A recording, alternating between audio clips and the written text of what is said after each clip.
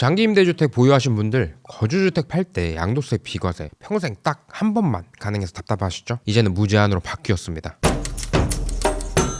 안녕하세요. 컨설팅 전문 세무사 박정현입니다.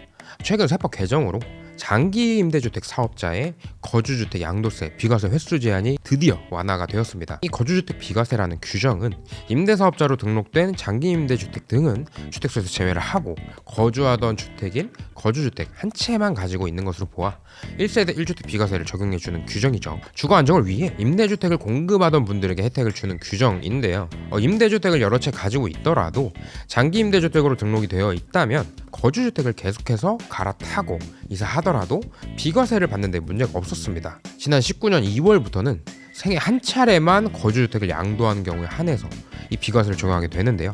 임대사업자에 대한 혜택이 너무 과하다고 판단했기 때문에 임대주택에 대한 특례 등은 전체적으로 축소를 하면서 이런 규제를 시행하게 됐죠. 비과세를 생애 최초로 한 번만 받게 된다면 그 이후에는 다시 받을 수 없기 때문에 이사를 다니거나 주택을 갈아타기가 힘들었는데요. 그렇게 5년이 지난 지금 주거시장 활성화 및 안정화를 위해 임대주택에 대한 혜택을 완화하기로 했습니다. 기존 평생 한 번 받는 비과세 규정의 경우 장기 임대주택을 보유하고 있는 상황에서 거주주택을 팔게 된다면 거주주택 비과세를 적용받게 됩니다. 물론 최초로 양도한 거주주택 한 채에 대해서만 적용하다 보니까 다시 일반 비과세를 받으려면 임대주택 전체를 먼저 팔아야만 하는 상황이 있었죠. 이 임대주택을 팔려면 의무 임대기간이 만료될 때까지 기다려야 하고요. 부동산 경기 침체 상황에서도 임대주택 여러 채를 처분해야 하다 보니까 비과세를 받기보다는 일반 과세를 적용하는 경우가 많아지는 문제점이 발생했습니다. 거주주택 양도 시 비과세 특례 적용의 횟수 제한 규정을 삭제하게 되는 건데요. 영시행일인 25년 2월 28일 이후 양도하는 분에 대해서는 적용이 가능하기 때문에 기존에 한 차례 거주주택 비과세를 받은 분들도 계속해서 적용이 가능하죠. 임대주택 사업자의 주거 안정성과 거주 이전의 자유가 보장이 되는 겁니다. 게다가 지난 2020년에 삭제된 단기 임대주택도 부활하게 되는데요.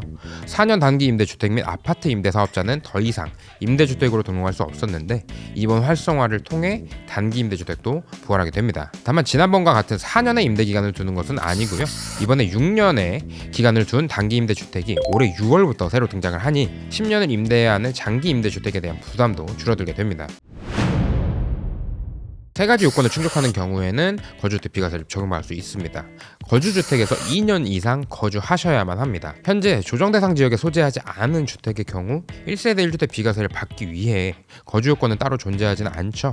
그럼에도 불구하고 거주주택은 조정대상 지역 여부와 관계없이 별도로 이전의 거주 요건을 충족을 하여야 하고요. 세무서와 지방자치단체에 임대사업자로 등록된 임대주택을 가지고 있어야 합니다. 이 임대주택은 임대료 상한 5% 규정도 지키면서 의무 임대기간을 지켜야 하는 임대주택이죠. 다만 거주주택 비과세를 받기 위해서는 임대 개시 당시 수도권의 경우에는 공시가격 6억 원, 지방은 3억 원 이하의 주택이어야 하는데 만약 살짝 넘은 경우에는 비과세를 받을 수 없으니까 주의하셔야 합니다. 그런데 또 여기서 함정이 있습니다. 새로 신설되는 6년 단기 임대주택의 경우에는 수도권은 4억 원, 지방은 2억 원 이하의 주택이어야 하다 보니까 기존처럼 공시가격 6억 원 또는 3억 원 이하라고 안심하시지 마시고요. 부동산 공시가격 알림이를 통해 공시가격이 얼마나 되는지 체크를 하셔야 되겠죠.